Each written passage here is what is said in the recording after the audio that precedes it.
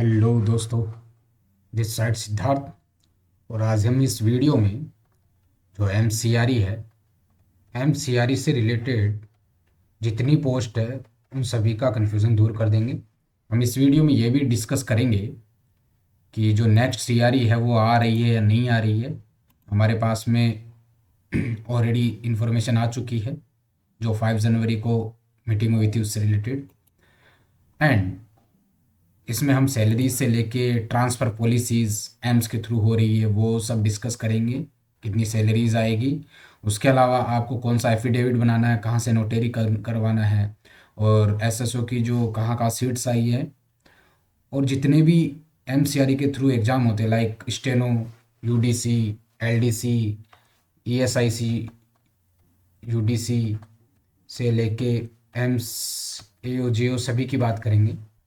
तो क्या क्या हम डिस्कस करेंगे, पहले मैं बता दूं कि एमसीआरई का जो नेक्स्ट जो रिज़ल्ट है वो उसकी एक्सपेक्टेड डेट क्या है, क्या एमसीआरई फ्यूचर में कंडक्ट होगी नहीं होगी। इसके पास हमारे हमारे पास ऑफिशियल डेटा आ चुका है। ये तो ये कोई ऑथेंटिक नहीं है, ये ऑफिशियल आ चुका है, मतलब 100% ट्रू, जो सिर्फ अपने पास ही है मुझे लगता है। ठीक है, और एम्स के एम्प्लॉयज़ के पास है सबसे ज़्यादा लेटेस्ट और most reliable updates regarding the assistant section officers, जो सबसे मोस्ट डिमांडिंग पोस्ट है आने वाले टाइम की, उसका क्या होगा, क्या सिलेबस रहेगा नहीं रहेगा, सब बात करेंगे। और डॉक्यूमेंट वेरिफिकेशन का टाइम क्या होगा, ईएसआई यूडीसी और एम्स यूडीसी, उसके अलावा सबकी बात करेंगे। और सैलरी स्ट्रक्चर क्या क्या होगी, O J E S I C D C, AIIMS U D C, AIIMS L D C, stenographer, store keeper, technical cadre में जो ट्रांसप्लांट कोऑर्डिनेटर, ये सब आ गए, hospital attendant, other allied post. और कितने टाइप के एफिडेविट होंगे जो कि हमें डीवी के टाइम पे चाहिए, और उसका स्टैंडर्ड प्रोसीजर कैसे होगा, उनको किस तरह से तैयार करना है। और अगर किसी ने एप्लीकेशंस में मिस्टेक्स कर दी फॉर्म भरते समय, एनओसी में, या फिर कोई डॉक्यूमेंट्स क्रूशियल डेट के बाद में अपलोड किया है, तो what remedies are practically available to us, that are very important. तो इनके ऊपर वन बाय वन जाएंगे। सबसे पहले तो हम बात कर लेते हैं जो ईएसआईसी, यूडीसी एंड जो एसएसओ है, क्या उनकी पे लेवल चेंज होने वाला है। तो यस, अगस्त में आपके पास में नोटिफिकेशन आ जाएगा। ठीक है, फाइनल नोटिफिकेशन आ जाएगा कि पे लेवल जैसे एसएसओ का 7 से 8 होने वाला है या नहीं है, और जैसे 4 से यूडीसी में 5 होने वाला है नहीं है। तो ये सारी इन्फॉर्मेशन आपको ईएसआईसी की वेबसाइट पे मिल जाएगी, या फिर मैं आपको प्रोवाइड करवा दूंगा माई नोट्स के थ्रू, जो भी मिनट्स बोलते हैं हम उसके थ्रू। नाउ एसएसओ की और एलडीसी की जो ट्रांसफर पॉलिसी है उसके बारे में मैंने ऑफिशियल पीडीएफ से इंफॉर्मेशन निकाल ली है।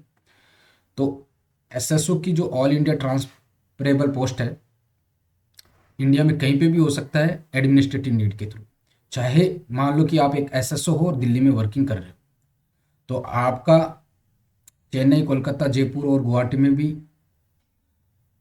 ट्रांसफ़र कर सकते हैं, इवन इफ आप रिक्वेस्ट नहीं किए। तो एडमिनिस्ट्रेटिव नीड की वजह से आपका ट्रांसफ़र कहीं पे भी कर सकते हैं इंडिया में। पहली चीज़, मिनिमम टेन्योर 3 इयर्स का होना चाहिए। कोई भी जैसे आप किसी भी आपको जयपुर मिला है ईएसआईसी, तो आपको मिनिमम 3 इयर्स की जो सर्विस चाहिए, उसके बाद में आपका ट्रांसफ़र पॉसिबल है। मान लो कि आप एसएसओ हो, मुंबई 1 अप्रैल 2023 को ज्वाइन करते हैं, तो 31 मार्च 2026 से पहले आपको सीरियस रीजन की वजह से ट्रांसफ़र नहीं करेंगे। अब ये बोल रहे maximum tenure 10 years attestation and 5 years in office. एक ऑफिस में और एक सिटी में आप 10 इयर्स तक रह सकते हो, और किसी एक ऑफिस में 5 इयर्स तक रह सकते हो। इसका मतलब अगर आपको ईएसआईसी जोधपुर मिल गया, जस्ट इमेजिन, तो ये मत सोचना लाइफ टाइम में जोधपुर रहूँगा। मैक्सिमम 10 इयर्स रह सकते हो, मैक्सिमम। चाहे आप किसी से भी अप्रोच करवा लेना, और एक ऑफिस में 5 इयर्स। ठीक है, ये R O S R O उनकी बात। तो चाहे कितना भी अप्रोच कर लेना। और कुछ सेंसिटिव पोस्ट रोटेशन होता है 3 इयर्स के लिए। ठीक है, जैसे मान लो कि आप रेवेन्यू इंस्पेक्शन ऑडिट डिपार्टमेंट के लिए हो, तो आप 3 ईयर से ज़्यादा उस डिपार्टमेंट में नहीं रह सकते, क्योंकि रेवेन्यू इंस्पेक्शन ऑडिट में करप्शन होने के चांसेस ज़्यादा है। तो उस पोस्ट में अगर एसएसओ को हम या फिर यूडीसी को हम पोस्ट अलॉट करते हैं तो वो मैक्सिमम 3 ईयर्स तक ही अलाउ है, समझ रहे हो, क्योंकि वो नॉन सेंसिटिव डेस्क पे 3 साल के बाद में शिफ्ट कर दिया जाएगा, क्योंकि इसमें करप्शन बहुत लोगों का सामने आया है। एनुअल जर्नल ट्रांसफ़र भी होता है कि transfer are normally done once every year, हर साल फरवरी से मार्च थ्रू एन ऑनलाइन सिस्टम। इसका मतलब समझ रहे हो कि आपके पास ट्रांसफ़र की जो इन्फॉर्मेशन होगी वो फरवरी से मार्च के बीच में होता है, और ये हर साल होता है। मान लो कि कोई ऑफिसर है जो दिल्ली में 5 साल 3 साल 4 साल से वर्क कर रहा है, तो उसके पास इन्फॉर्मेशन फरवरी से लेके मार्च के बीच में आएगी और ऑनलाइन आएगी सारी इन्फॉर्मेशन। और 3 साल के बाद में यू कैन रिक्वेस्ट, नो यार आपका जो ट्रांसफ़र है राइट नहीं है, आप 3 साल जॉब कर लो कहीं पे भी आपको मिल गई, मान लो साउथ इंडिया में मिल गई, तो 3 साल के बाद में आप ट्रांसफ़र के लिए रिक्वेस्ट डाल सकते हो, लेकिन ये ईएसआईसी पे डिपेंड करता है कि वो बाउंडेड है या नहीं है। तो जिसका भी selection as a ESIC UDC और एलडीसी पे सिलेक्शन हुआ है, तो ज़रूरी नहीं है कि भाई आपका ट्रांसफ़र होगा ही होगा, बट हाँ 3 साल के बाद में you can apply for that. Mediate transfer कभी भी हो सकता है, किसी भी ऑफिसर को ESIC in between years administrative reason की वजह से ट्रांसफ़र कर सकता है। मान लो कि कोई अगस्त में एक सीनियर ऑफिसर रिटायर्ड हो गया, तो दूसरी सिटी से एसएसओ को बुला लेंगे और उसको वैकेंसी को फिल कर लेंगे। म्यूचुअल ट्रांसफ़र क्या पॉसिबल है? यस, बिल्कुल पॉसिबल है। वो सिर्फ आपकी खुद के कॉस्ट पे होगा, मतलब जैसे आपको ट्रांसफ़र टीए नहीं मिलेगा, ठीक है, जिसको सीटीजी बोलते हो आप, ये सब नहीं मिलेगा आपको, ठीक है। बाकी म्यूचुअल ट्रांसफ़र अलाउ है। सेक्शन सीनियरिटी प्रिंसिपल के बेसिस पे ही है सब। जो ऑफिसर जिस ऑफिस में सबसे ज़्यादा टाइम तक रहा है उसको first for transfer out consider किया जाता है। मान लो कि पहले ये ऑफिसर 2025 में ज्वाइन किया, ये ऑफिसर 2024 में ज्वाइन किया, दिस ऑफिसर जॉइंड इन 2023, और तीनों ने जयपुर के लिए ट्रांसफ़र मांगा है। 3 3 4 4 साल 5 5 साल हो गए हैं। तो सबसे पहले ये जो ऑफिसर होगा इसकी ट्रांसफ़र पॉलिसी को कंसिडर करेंगे, क्योंकि तीनों को एक साथ दे देंगे तो वैकेंसी क्या हो जाएगी, वैकेंट हो जाएगी। उस वैकेंसी को वैकेंट ना हो इस वजह से इस ऑफिसर को ट्रांसफ़र करेंगे और दूसरे ऑफिसर को लाके इसकी जगह पे बिठा देंगे, then after this one, then after this one. तो इसमें जो सीनियरिटी प्रिंसिपल लगता है इस चीज़ का ध्यान रखना। मान लो कि आप 3 साल बिहार पटना में आपकी ईएसआईसी बिहार पटना में आपकी पोस्टिंग आ गई और आप अब राजस्थान में आना चाहते हो। अभी 2025 में ज्वाइन करोगे, 2028 में आपने अप्लाई कर दिया, तो ज़रूरी नहीं कि आपको वो मिलेगा, क्योंकि 2024 में ऑलरेडी और भी कोई ऑफिसर होगा और वो ट्रांसफ़र के लिए डाल के रखा हुआ होगा। तो आपको 1 साल वेट करना पड़ सकता है या फिर नेक्स्ट रोटेशन में वेट करना पड़ सकता है, तो एक साथ नहीं देते, तो इस चीज़ का ध्यान रखना। यूडीसी का जो ट्रांसफ़र रूल है थोड़ा सा डिफरेंट है। यूडीसी को जनरली ऑल इंडिया ट्रांसफरेबल नहीं होती है, हमेशा within the same region या स्टेट होती है, जब तक उसको एक स्पेशली प्रमोटेड ऑर्डर स्पेसिफिकली ना निकाल दे।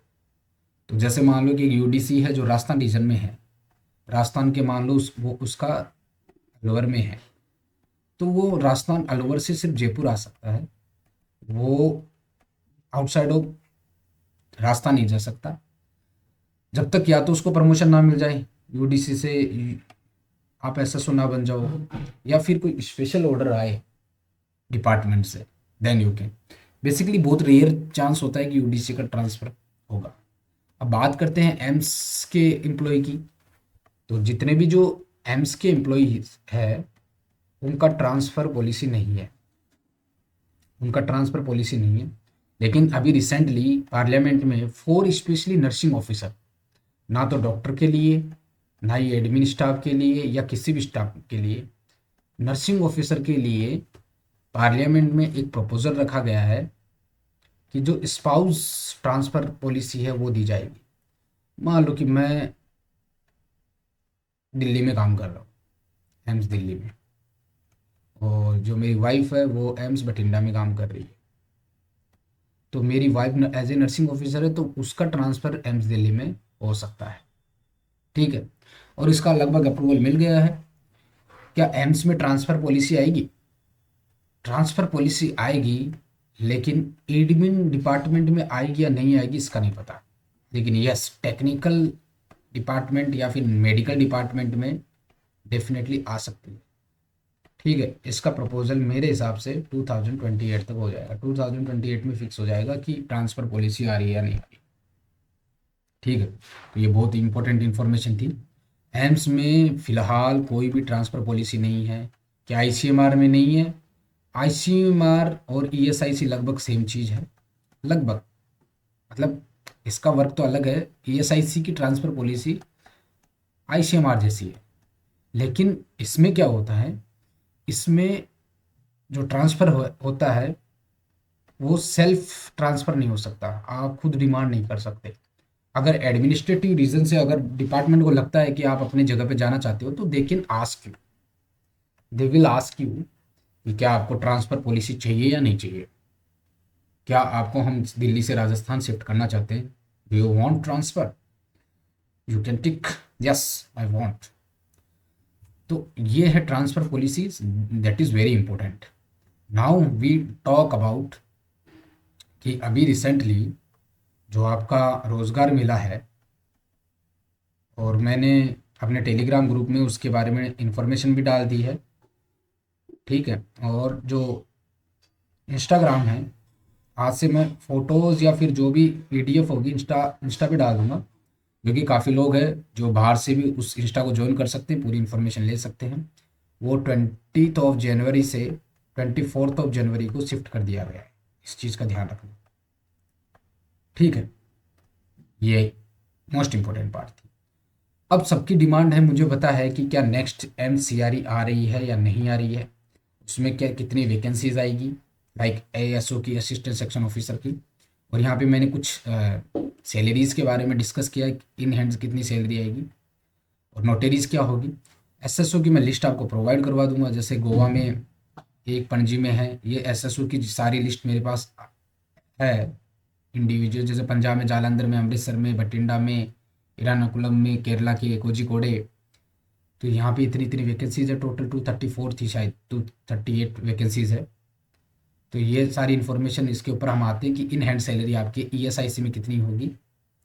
इससे पहले हम बात कर लेते हैं कि एम्स की, और एम्स की सैलरी के बारे में भी है कि स्टेनो की कितनी सैलरीज होगी, डबल ए की, जीओ की क्या सैलरीज रहेगी। We will talk about this. Before that will move to the minutes of the meeting. तो ये आपकी मीटिंग थी जो 5 जनवरी को हुई थी। ठीक है। और इसमें जो भी थी कि इसके बारे में ये बात किया गया था कि कंटिन्यूशन ऑफ एमसीआरई होगा या नहीं होगा। ठीक है।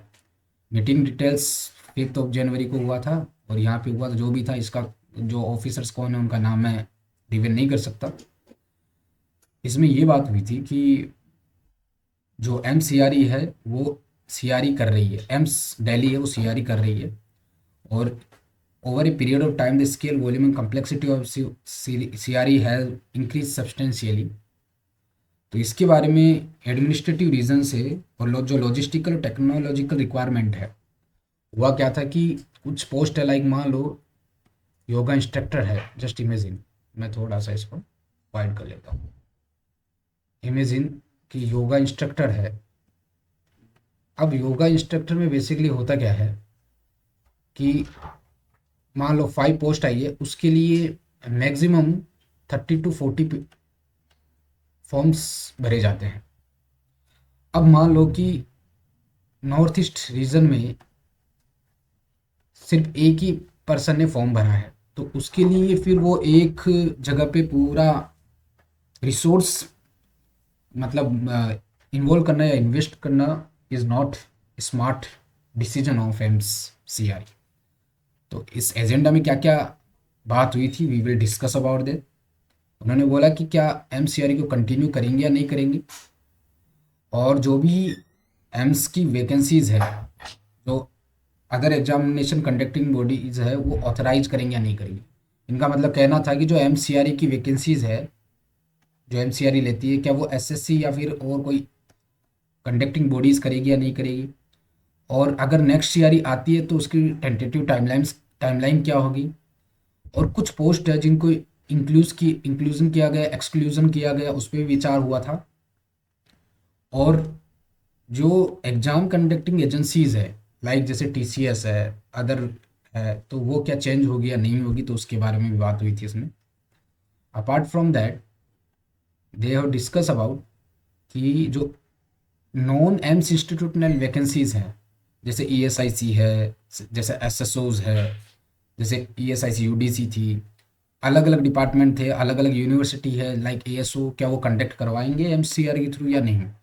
तो ये these are some points on which this meeting had been taken places. तो इसमें ये बोला गया था कि एमसीआर में कुछ यूनिफॉर्मिटी एंड ट्रांसपेरेंसी का इश्यू था, standardization in recruitment across AIIMS institution. ये हम सबको पता है कि एमसीआर से पहले हर एम्स में जो ट्रांसपेरेंसी नहीं थी, और इस वजह से एमसीआर लाई गई थी, ठीक है। लेकिन इसमें एडमिनिस्ट्रेटिव वर्कलोड बहुत बढ़ गया था और कैंडिडेट वॉल्यूम भी बढ़ रहा था, और जो ग्रीवियंस मैनेजमेंट रिक्वायरमेंट था वो, उसमें कुछ इश्यू था, लाइक जैसे if you send A message, अगर आप एमसीआर के उस पे जाओगे, पोर्टल पे जाओगे, तो अगर आप उनको कोई भी इन्फॉर्मेशन पूछ रहे हो या कोई भी आप शिकायत कंप्लेंट कर रहे हो, तो वो उसका समाधान अच्छे से नहीं कर पा रहे थे क्योंकि उनके पास भी इन्फॉर्मेशन अच्छे से नहीं थी। तो जो भी डिस्कशन हुआ, तो कमेटी ने क्या एग्री किया, इनके बारे में हम बात करते हैं। तो उन्होंने किया कि subject to administrative preparedness approval the next year may conduct by August 2026। अब इसके बारे में बात करेंगे कि या करेंगे या नहीं करेंगे, इसके बारे में नेक्स्ट बात करेंगे। तो इसका मतलब ये बाई वर्ड है, बाई, ना कि टू, यानी कि अगस्त में होगा नहीं होगा, बट ये लेके चलो कि लास्ट तक होने के चांस है। अब इसमें क्या उन्होंने क्या दिया इन्फॉर्मेशन, इन्होंने ये भी बोला है कि जो एम्स जो वैकेंसीज है उनकी मतलब लेंथ के बारे में डिस्कस किया गया है कि हम क्या टीसीएस को कितने साल तक देंगे या नहीं देंगे। और उन्होंने ये बोला कि जो outsourcing of certain examination could reduce administrative burden. तो उन्होंने ये सोचा है या डिस्कस किया है कि जो बाकी की वैकेंसीज आती है, मान लो कि चंडीगढ़ की वैकेंसी, पीजीआई चंडीगढ़ की वैकेंसी को ऐड करना है, तो उन्होंने उस पर भी डिस्कशन किया है। और उसके बारे में ये बोला गया है कि इससे रिलेटेड हम 8 फरवरी 2026 तक फैसला लिया जाएगा। इसका मैं बताऊं क्योंकि many students were asking me कि जो एएसओ की पोस्ट है जो आने वाली थी, जिनके बारे में पहले बोला था, क्या वो आएगी, और क्या ईएसआईसी का एसएसओ है, इन दोबारा से अप्रोच किया, बताया ये इंटरनल इन्फॉर्मेशन है, क्या वो आएगी। तो अबाउट दैट 8 फरवरी 2026 तक हमें पता चल जाएगा। इससे रिलेटेड ये इन्फॉर्मेशन दी गई कि जो बाहर की एम्स के अलावा जो अलग पोस्ट है, अगर एमसीआरई कंडक्ट होती है तो उसमें अदर पोस्ट जैसे एसएसओ, ईएसआईसी, यूडीसी, बाकी की जो भी पोस्ट है, एएसओ, ये सब 8 फरवरी 2026 तक होगी, डिसीजन लिया जाएगा। इससे दो चीज़ प्रूव होता है कि एमसीआरई रिसेंटली आ रही है नहीं आ रही है। अगर आ रही है तो फरवरी, 8 फरवरी, इससे पहले तो नहीं आएगी, क्योंकि उसमें तो सिर्फ डिसीजन लिया जाएगा। तो इट कैन टेक अराउंड, मेरे हिसाब से ये आपकी जुलाई या अगस्त तक ही आएगी अगर आती।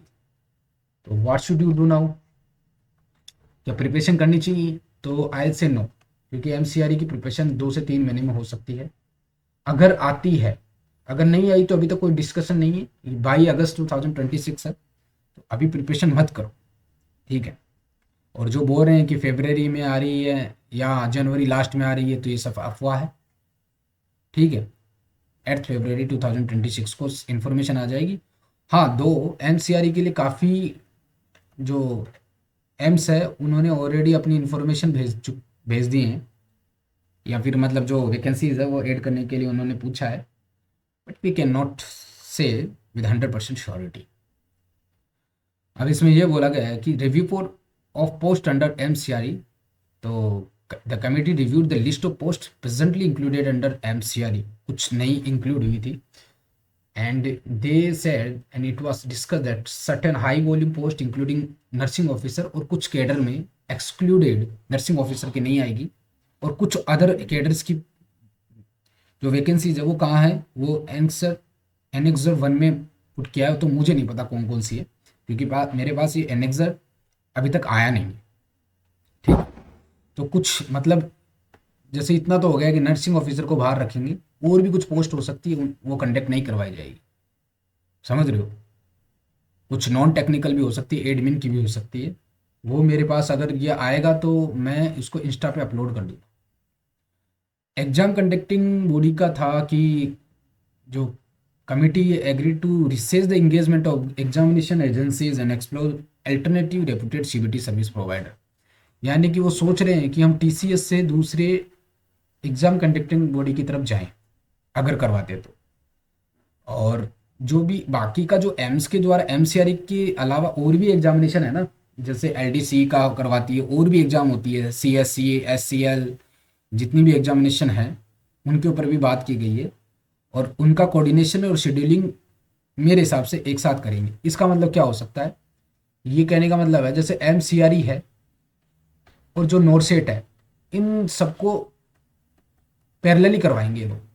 हालांकि जैसे नर्सिंग ऑफिसर को एक्सक्लूड कर दिया गया है MCRE से, तो जैसे नोरसेट और अदर एग्जामिनेशन होती रहती है, इन लोगों को ना एक साथ कोऑर्डिनेशन के साथ करवाने का प्लान कर रहे हैं। तो इन्होंने बोला the feasibility of including vacancies of non AIIMS institutes under MCRE was examined.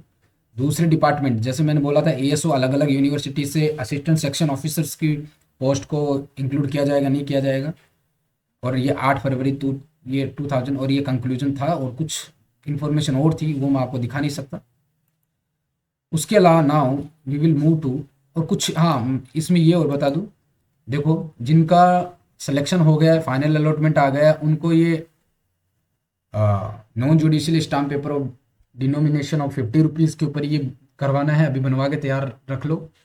ये हर एम्स, ठीक है, हर एम्स में डिमांड करेंगे वो लोग, हर एम्स में ज़रूरत है एक ऐसा एफिडेविट बनवाना है डिपोनेंट का कि आई मिस्टर दिस वन, आपका नेम डाल दो, like Siddharth Singh, age 33 years, ठीक है। तो ये जो resident of Rajasthan, degree of experience, और मैंने जो भी इन्फॉर्मेशन आपको प्रोवाइड करवा रहा हूँ ये ड्यूरिंग द DV चाहिए आप, समझ रहे हो। और उसके बाद में ये होगा, और जो भी लाइक जैसे एम्स जोधपुर है, जो भी है, ये परफॉर्मा है। मैं ये आपके अभी जो नोटिफिकेशन 2024 से आया था उससे रिलेटेड बायोमेडिकल इंजीनियर का, तो ये लगभग सब में चाहिए, ये सिर्फ बायोमेडिकल इंजीनियर का नहीं, परफॉर्मा के फॉर्म भरना पड़ता है, तो ये तैयार करके रखना। और इसको एफिडेविट करवाने ना, एफिडेविट कहाँ से करवाना है मैं उसको बता दूंगा। कुछ बच्चों को कुछ अलग इन्फॉर्मेशन थी, मतलब अलग इशू था। एक दो बच्चे बोल रहे थे कि उन्होंने 10th एंड 12th की मार्कशीट के जो क्रूशियल डेट है उन्होंने मिस्टेक कर दी, ठीक है। या फिर कुछ बच्चों की ये इशू था कि उनकी जो डॉक्यूमेंट्स थे, लाइक उनकी जो नेम है, पेरेंट्स के नेम है या उनका खुद का नेम है, उसमें कुछ डिस्क्रिपेंसीज है उनके जो ओरिजिनल डॉक्यूमेंट्स में या फिर एम्स के डॉक्यूमेंट्स में, या फिर आपकी डेट में इशू है, या आपने फॉर्म फिल करते समय कुछ भी मिस्टेक किया, तो आपको क्या करना है, you have to make the affidavit.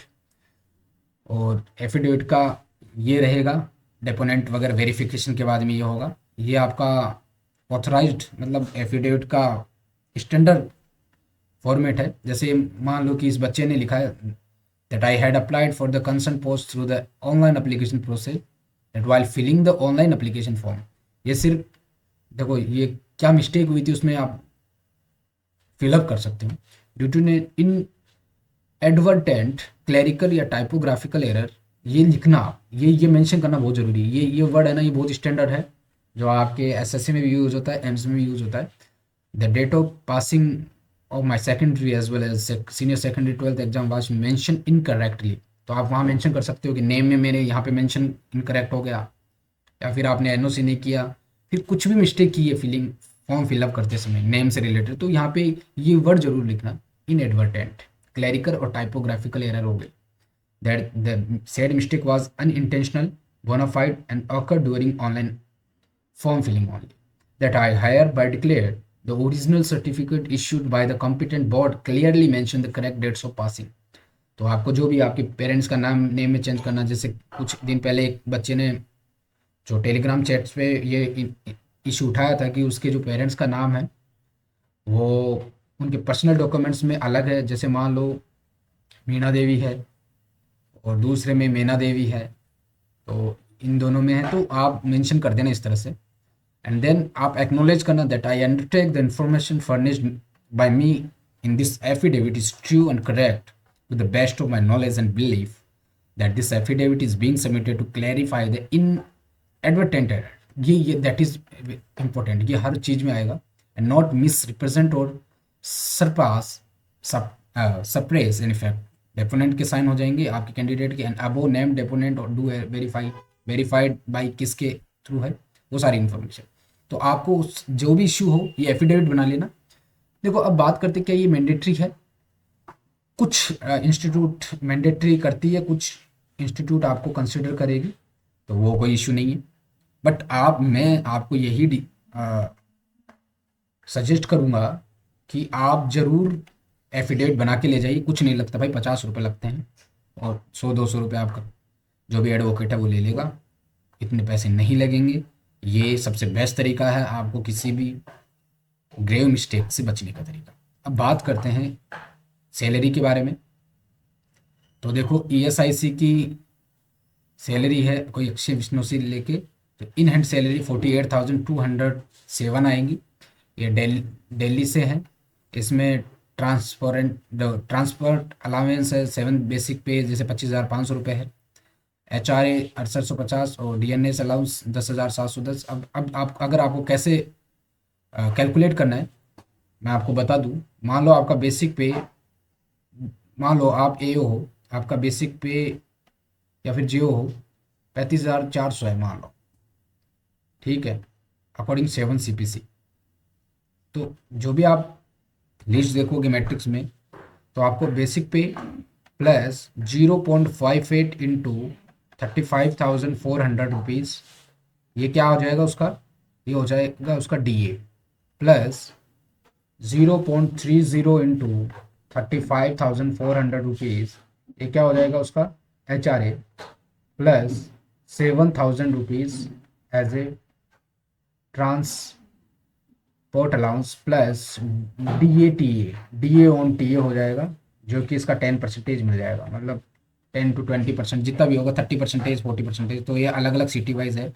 ये बेसिकली मैं स्टैंडर्ड बताऊँ दिल्ली के लिए, ये X सिटीज़ में आती है, Y सिटीज़ में आपको यहाँ पे 0.20% कर लेना है, और Z सिटी में उसके अकॉर्डिंग 10% पे चले जाएगी। तो इसके बेसिस पे आपका टोटल ग्रोस सैलरी आ जाएगी। यहाँ ग्रोस सैलरी के बाद में मान के चलो 10,000 से लेके 12,000 रुपये आपके NPS कंट्रीब्यूशन में, जैसे 10% NPS कंट्रीब्यूशन जाएगा, तो मान लो आपकी टोटल सैलरी 72,000 हो रही है यहाँ पे, जस्ट इमेजिन, तो 7200 रुपये और इसमें से काट देना, जो कि आपके NPS कंट्रीब्यूशन में चले जाएंगे। ठीक है, ऐसे कर सकते हो। तो in hand salary total earning 48,207 है, और टोटल डिडक्शन करके उसके 42,000 रुपीज़ आए थे। UDC जो ESIC UDC की सैलरी है, now we will talk about this one. ये आपके GO की सैलरी है, एडमिनिस्ट्रेटिव ऑफिसर्स। तो इसको बेसिक पे 35,400, इसकी DA 16,284, TA 3,600 रुपये मिल रहा है, और जो DA ऑन TA 1,656 रुपये, मतलब इस पर कुछ 20% के बेसिस पे या 30% HRA इतना मिल रहा है। और इसमें इनको क्या है ना कि नॉन मेडिकल अलाउ, जो मेडिकल डिपार्टमेंट में एम्स में है, तो उनको हेल्थ केयर फैसिलिटी अलाउंस भी मिलता है।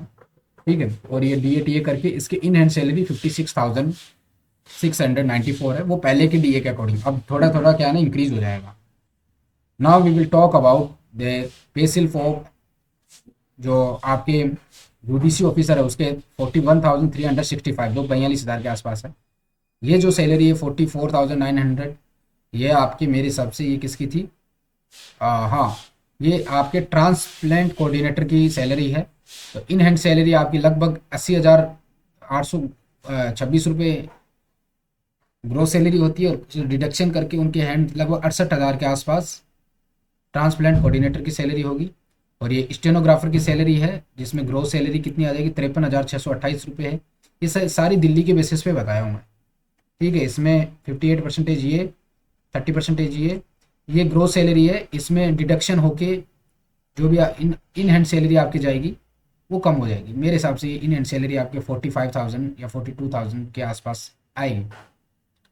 नाउ दिस सैलरी बेसिक पे, ये आपके जियो की सैलरी है रिसेंटली, अभी कितनी आएगी, तो आपकी इन हैंड सैलरी 62 से 63,000 आएगी। अगर हम 58% और 30% दिल्ली में देखें तो, और जैसे जोधपुर और बठिंडा ये सब वाई सिटी में आती है, तो वहाँ पे आपके लगभग 57,000 रुपीज़ इन हैंड सैलरी आ रही है, ठीक है। अब मैंने पहले बोला था आपको कि आपको जो एफिडेविट करवाना है उसमें notary public, executive magistrate, first class judicial magistrate और कमिश्नर, इनके साइन हो सकते हैं। लेकिन एम्स के लिए आप नोटेरी पब्लिक से करवा लो, जो कि most common and widely accepted है। तो नोटेरी पब्लिक से करवा लोगे ना, that will be the sufficient for you. तो आज का वीडियो यहीं ख़त्म करते हैं। आपको क्या करना है, वीडियो को कमेंट करना है, लाइक करके सब्सक्राइब कर लो यार, और मुझे इंस्टा पे ज़रूर फॉलो कर लेना, वहाँ पे मैं इंफॉर्मेशन अपडेट करता रहूँ। आज के लिए इतना ही। Thank you for watching this video.